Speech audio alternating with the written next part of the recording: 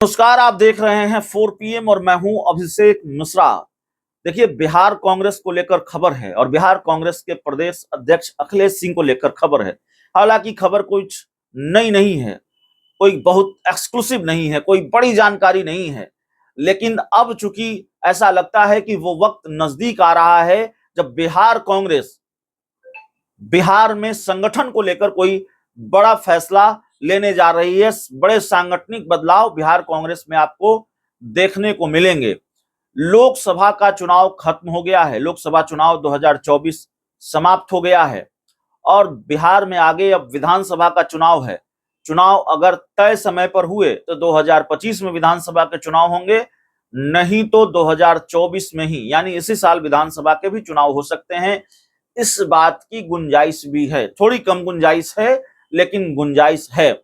सवाल यह है कि क्या कांग्रेस बिहार में अखिलेश सिंह की कप्तानी में ही आगे बढ़ेगी? अखिलेश सिंह की कप्तानी में ही बिहार कांग्रेस 2025 का विधानसभा चुनाव लड़ेगी 2024 के लोकसभा चुनाव की तरह? जवाब है शायद नहीं। अखिलेश सिंह पर भरोसा कांग्रेस आलाकमान आगे करेगी, इस बात की गुंजाइश कम नजर आ रही है और बिहार कांग्रेस को नया अध्यक्ष मिल सकता है। हालांकि इस रेस में कई नाम हैं, लेकिन दो नाम सबसे आगे हैं, रंजीत रंजन और प्रेमचंद मिश्रा। प्रेमचंद मिश्रा के नाम की चर्चा खूब है। प्रेमचंद मिश्रा इस रेस में सबसे आगे हैं। रंजीत रंजन जो कांग्रेस की सांसद हैं, पप्पू यादव की पत्नी हैं, उनका नाम सबसे आगे है रेस में। प्रेमचंद मिश्रा के बाद रंजीत रंजन का नाम है, कांग्रेस के सांसद, किशनगंज से सांसद हैं, उनका नाम भी रेस में है। लेकिन रंजीत रंजन और प्रेमचंद मिश्रा की चर्चा हो रही है। रंजीत रंजन या प्रेमचंद मिश्रा दोनों में से किसी एक को प्रदेश अध्यक्ष बनाए जाने की चर्चा है। अब सवाल यह है कि अखिलेश सिंह तो अभी हाल ही में प्रदेश अध्यक्ष बने हैं, बहुत वक्त नहीं गुजरा है, तो अखिलेश सिंह को लेकर संगठन में काफी नाराजगी है। पार्टी के कई नेताओं ने, पार्टी के कई प्रवक्ताओं ने पद छोड़ दिया, कुछ ने अखिलेश सिंह को लेकर नाराजगी जताई। पार्टी में जो मौजूदा कुछ लोग, कुछ नेता हैं, वो अखिलेश सिंह को लेकर नाराजगी जता चुके हैं। पार्टी की विधायक प्रतिमा दास अखिलेश सिंह के खिलाफ मोर्चा खोल चुकी हैं और लगातार अखिलेश सिंह की कंप्लेन, अखिलेश सिंह की शिकायत दिल्ली में हो रही है। कांग्रेस आला कमान के सामने बिहार कांग्रेस के कई नेता अखिलेश सिंह की शिकायत कर चुके हैं। तो अखिलेश सिंह की मुसीबत बढ़ी हुई है और लोकसभा चुनाव में जो सफलता मिलनी चाहिए कांग्रेस को, वो नहीं मिली है।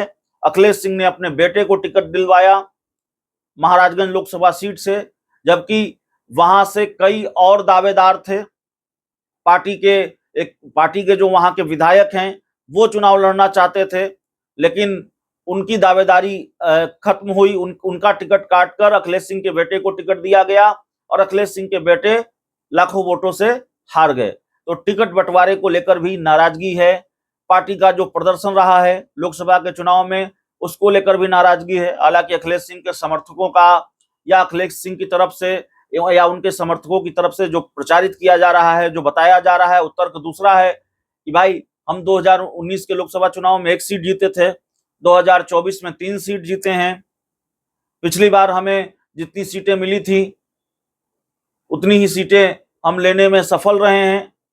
ये सारी चीजें कही जा रही हैं, कई तरह के तर्क गढ़े जा रहे हैं, लेकिन अखिलेश सिंह की जो मुश्किल है वो फिलहाल कम होती हुई नजर नहीं आ रही है। और अभी जो हमारे पास जानकारी है, दिल्ली में ये इस बात को लेकर चर्चा काफी तेज है, इस बात को लेकर गहमागहमी बहुत है कि बिहार कांग्रेस और कई और राज्यों के, चर्चा तो है कि कई और राज्यों के अध्यक्ष कांग्रेस बदल सकती है। हम बिहार की बात इसलिए कर रहे हैं क्योंकि बिहार को लेकर चर्चा बहुत पहले से रही है। माना यह जाता रहा है कि 24 का लोकसभा चुनाव के बाद अखिलेश सिंह की छुट्टी हो जाएगी, तो अखिलेश सिंह की छुट्टी होने जा रही है। अखिलेश सिंह की छुट्टी तकरीबन तय नजर आ रही है और इस रेस में प्रेमचंद मिश्रा का नाम आगे है। प्रेमचंद मिश्रा बिहार विधान परिषद के सदस्य रहे, पार्टी के प्रवक्ता भी हैं और विधान परिषद के सदस्य रहे हैं, पार्टी के मुखर प्रवक्ता हैं, पार्टी के बड़े ब्राह्मण चेहरे हैं और इससे पहले मदन मोहन झा पर भरोसा जताया था। अगर ब्राह्मण चेहरे की बात करें तो जाहिर है चुनाव के वक्त जातीय समीकरणों को का ध्यान रखा जाता है, विधानसभा का चुनाव है, तो प्रेमचंद मिश्रा पर कांग्रेस आलाकमान भरोसा जता सकता है। पार्टी के कद्दावर नेता हैं और उनकी स्वीकार्यता संगठन में है बड़े पैमाने पर, तो प्रेमचंद मिश्रा हो सकते हैं। नहीं तो रंजीत रंजन फायर ब्रांड नेत्री हैं, फायर ब्रांड लेडी हैं और पार्टी की बहुत मुखर नेत्री हैं, उन पर भरोसा जता सकता है आलाकमान, उनको बड़ी जिम्मेवारी मिल सकती है। लेकिन बिहार से ज्यादा वो राष्ट्रीय राजनीति में अपनी रुचि रखती हैं या राष्ट्रीय राजनीति में उनकी भूमिका रही है, तो बिहार कांग्रेस में उनकी बहुत भूमिका नहीं रही है, तो इस लिहाज से उनकी दावेदारी थोड़ी कमजोर नजर आती है।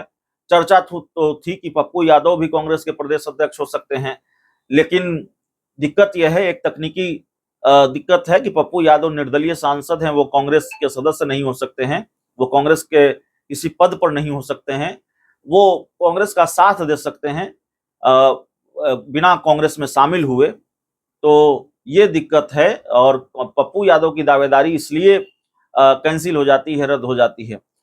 तो बड़ी खबर है, देखिए 2025 का बिहार विधानसभा चुनाव है। बिहार विधानसभा चुनाव के लिहाज से आरजेडी कांग्रेस सब अपनी अपनी तैयारी में जुटी हुई है और इस बार जाहिर तौर पर कांग्रेस को अपेक्षित सफलता तो नहीं मिली है, लेकिन जिस तरह से उत्तर प्रदेश में बीजेपी को इतनी बड़ी हार मिली है, उत्तर प्रदेश में भारतीय जनता पार्टी ने तकरीबन आधी सीटें गंवा दी है, बिहार में 10 सीटों का नुकसान हो गया एनडीए को। जिस तरीके से एनडीए दावा कर रहा था कि भाई हम 40 की 40 सीटें बिहार में जीत लेंगे और 39 सीटें पिछली बार हमने जीती थी, इस बार हम 40 सीट जीत लेंगे, तो वो होता हुआ तो नजर आया नहीं, उस दावे की हवा निकल गई।